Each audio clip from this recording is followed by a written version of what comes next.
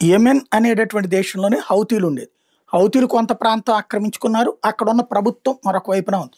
వాళ్ళు తీవ్రవాదులే, ఈళ్ళు తీవ్రవాదులే. యెమెన్‌ని నడిపేది తీవ్రవాదులు. ఆ తీవ్రవాదులకి ఒక పరిపాలన ఉంది. వాళ్ళకొక ప్రభుత్వం ఉంది. ఆ ప్రభుత్వంలో మన కేరళ నర్స్ ఎవరైతే నిమిషప్రియ అరెస్ట్ అవ్వడం, అక్కడ ఒక వ్యక్తిని చంపినటువంటి కేసులో ఆ వ్యక్తి ఆమెను అత్యాచారం చేసి బలవంతంగా భార్య కిందన అట్టిపెట్టుకుంటున్నటువంటి వేళ ఆమె అతనికి మత్తుమందిచ్చి పారిపోయే ప్రయత్నం చేస్తుంటే ఆ మత్తు మందు కారణంగా అతను చనిపోవడం, నిమిషప్రియ దేశానికి వస్తున్నటువంటి దారిలో అరెస్ట్ చేసి తీసుకువెళ్ళి ఆమెకి ఉరిశిక్ష వేయడం, ఆ ఉరిశిక్షని ఆపించే ప్రయత్నం భారతదేశ ప్రభుత్వం చేస్తోంది.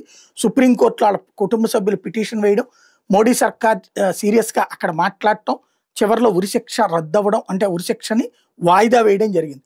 ఇదే సందర్భంలో కేఏ పాల్ వెళ్ళిపోయి ఆడ కూర్చుని ఫోటోలు దిగేసేసి వాళ్ళ కుటుంబ సభ్యులతో వాళ్ళతో నేనే కాపాడేసాను, ఆమెను ఇంకో వారం రోజుల్లో తీసుకొచ్చేస్తున్నాను, 3 రోజుల్లో తీసుకొచ్చేస్తున్నట్టు నాటకం ఆడాడు. అక్కడ ఏమీ జరగలేదు. నేను అప్పుడే చెప్పా. ప్రభుత్వానికి అప్పచెప్తారు కానీ కేఏ పాల్‌కి కాదు. అదేమంటే మోడీకి నా పేరు చెప్పమనండి అని ఇలాంటి దిక్కుమాలిన ఉపన్యాసాలు ఇస్తే బాగోదన్నట్టు. ఇప్పుడు ఫైనల్‌గా నిమిషప్రియకి సంబంధించినటువంటి అంశం సుప్రీంకోర్టులో వాదనలకు వచ్చింది. ఆ సందర్భంగా ప్రభుత్వం తేల్చి చెప్పింది. ఆమె ఉరిశిక్ష అయితే ప్రస్తుతానికి నిలిపివేయబడింది. వెనక్కి తీసుకొచ్చే ప్రయత్నం అయితే చేస్తున్నాం దౌత్య మార్గంలో అని. తీవ్రవాదులు ఒప్పించాలక్కడ.